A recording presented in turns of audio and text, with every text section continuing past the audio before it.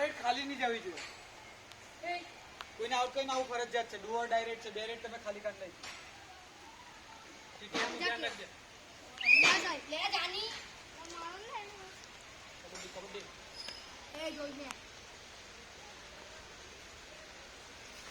નહીં કશો ની ખોટો નહીં કોઈ નહીં આવતા કોઈ ખોટો પોઈન્ટ ની સેકન્ડ ચાલુ થઈ છે. 1 ની અંદર 5 5 6 કોઈ નહીં